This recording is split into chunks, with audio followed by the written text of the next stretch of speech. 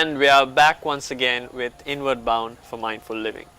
Mr. Suryachi, we left in the last segment of this program about how you can not necessarily control but look at rationally when you have a stressful situation and when there's pain. After all of this is in the mind, and it dwells around the concept of thought.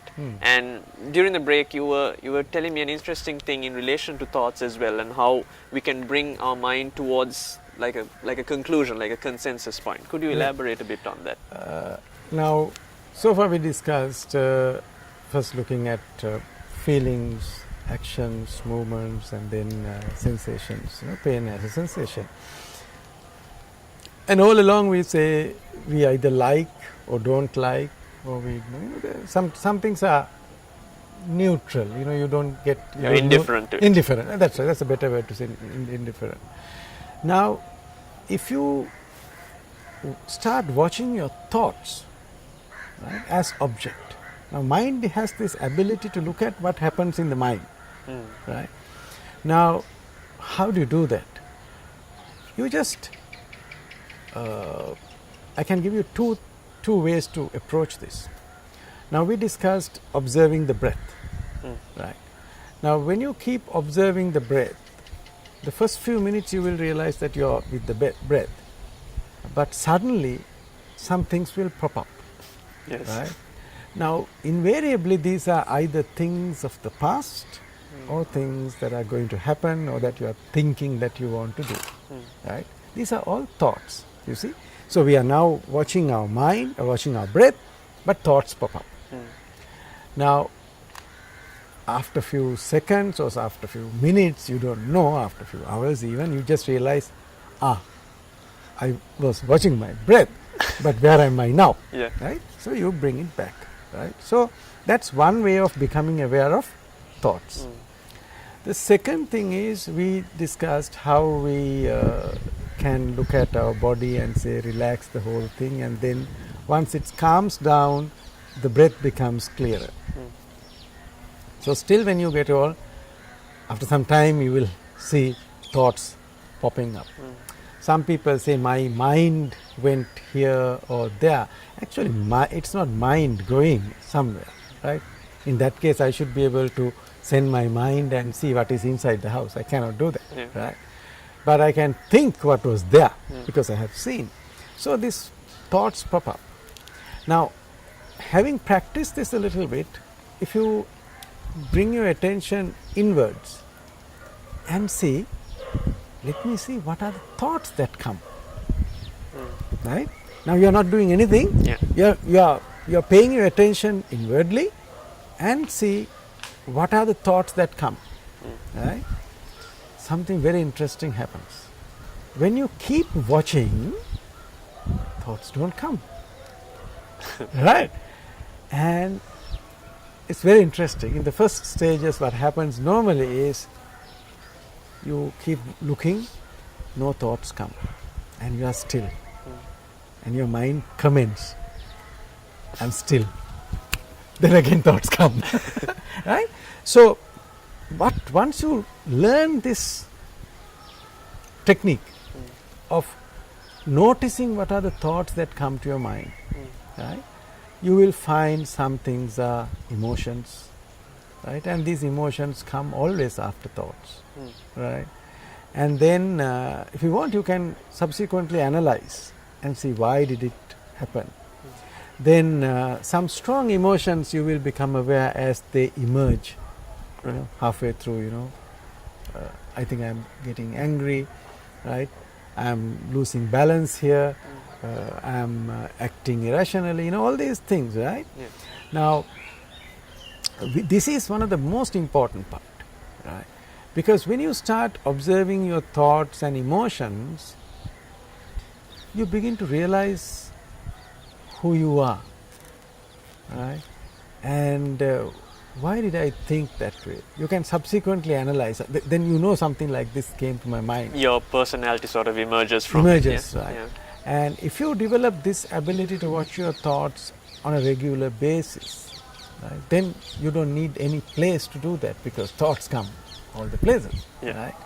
And then, say, supposing this is where how you can improve your productivity and your personal life and all these things, depending on what you want to do.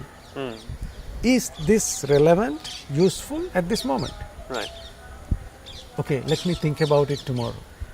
You can do that, Yeah. honestly. Because then what happens is you park it somewhere else, Yeah. right, if it is not relevant. Right. In the initial stages, you remember we said our mind is like a meeting without a chairperson or a Yeah. agenda. Exactly. Anything comes that becomes, If we are able to schedule meetings and various things, we should be able to schedule our thoughts as well to various. I mean, in the sense like, it's a good way to look at it. Yeah. Say you want to worry about something. You tell your mind, I'll worry about it tomorrow afternoon. Right. Then tomorrow afternoon you are not ready to worry.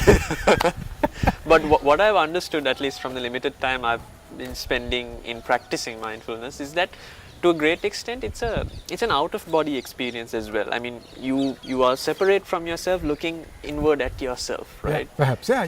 Because you are looking at yourself objectively. Yes. Right. Exactly. Let me give an example.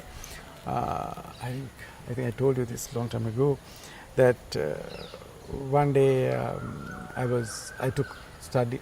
Did I tell that story? Study leave and going to a bus stop and then. No, No. I Right. haven't. And I think the audience would benefit as Right, well from okay. that story. So I had taken study leave and then I finished all my work. Then I was in advertising, so I went home. Okay. And then I arrived at the bus stop. It was 2:33 in the afternoon. And this is the time all the school buses come. Right.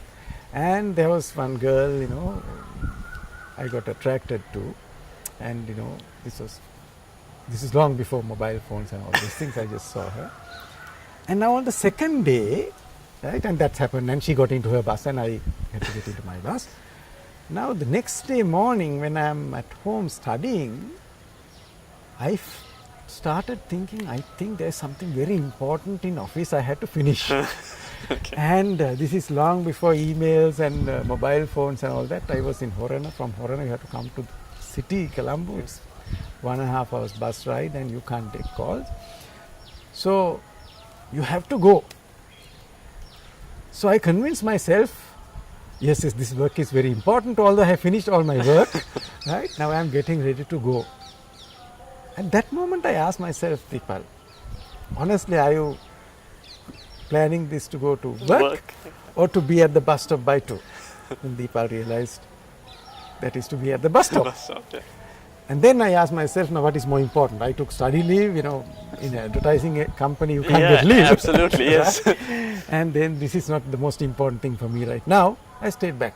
It's a very simple example and this is at a very early stage of my life. I'm not saying you shouldn't be going and seeing a girl. Yeah. When that is important, you have to do that. Yeah. But when it is not important, you get the, so that you learn to let go. Right now, because earlier you thought when you are watching your breath, when thoughts come, you tell, no, come back and slowly watch your breath. Yeah. So you use the same learning experience, same capability when you watch your mind, right? And I think we should explore it a little bit deeper on different emotions and how they manifest. But when you start looking at thoughts and emotions also as objects, right? You see, when somebody get angry, right?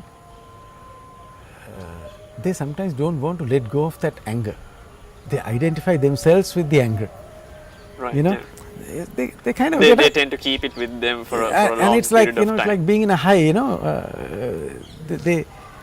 Somebody says enough. No, it's not enough. Right? Why? Because you identify yourself with it. Because we are trained from our childhood to identify ourselves with everything. And I think we need to explore that a bit more as well. But right now we have to take a very small break, Mr. Suryachi. We'll be right back.